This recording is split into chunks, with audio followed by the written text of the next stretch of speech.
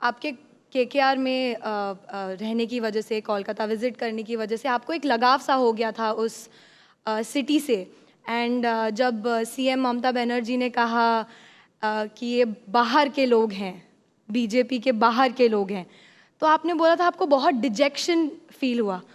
उसके बारे में कुछ बताएंगे? देखिए, पहली बात तो वो बहुत इररिस्पॉन्सिबल स्टेटमेंट है। इसलिए नहीं क्योंकि मैं बीजेपी का एमपी हूँ। मैं 7 साल कोलकाता में रहा भी, और जिस तरीके से मुझे प्यार मिला भी, और जिस व्यक्ति को मैंने रिप्लेस किया, सौरव गांगुली को, उससे पहले वो कप्तान थे, फिर उसके बाद मैंने 7 साल कप्तानी करी। मुझे नहीं लगता कि पहले दिन से लेके आखिरी दिन जब तक मैं कोलकाता में था कि कभी ऐसा हुआ हो कि मुझे कभी बाहरी बोला गया हो। मुझे एक गेम याद है कि जहाँ पर सौरव पुणे वॉरियर्स के लिए खेल रहे थे और मैं केकेआर का था, और वो पुणे वॉरियर्स की कप्तानी कर रहे थे और मैं केकेआर की कप्तानी कर रहा था ईडन गार्डन्स में। और टेलीग्राफ में एक हेडलाइन आई थी, Kolkata will be divided again after independence. This is probably the first time Kolkata will be divided because the son of Kolkata is captaining Pune and the son adopted son of Kolkata is captaining KKR.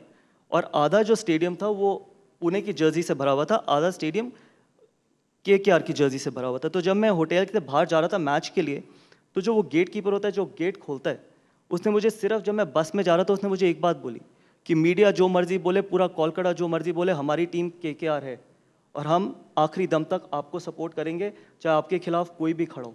तो वो जो एक statement थी, उससे ये मुझे पता चला कि मैं अडॉप्टेड नहीं, मैं actually I was the son of Kolkata for 7 years।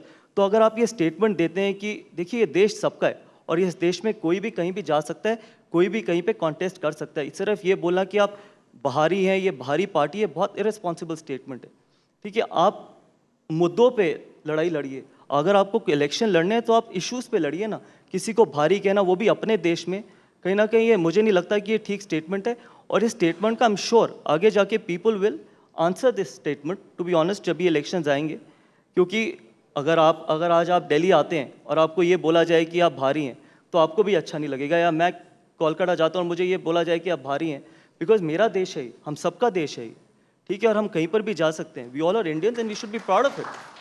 तो आई डोंट थिंक सो कि किसी भी पॉलिटिशियन को या किसी भी पॉलिटिकल पार्टी को इस तरीके की स्टेटमेंट देनी चाहिए।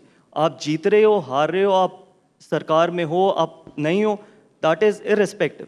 But every Indian has equal right to travel everywhere across the country, and everyone should be proud to be called themselves as Indians.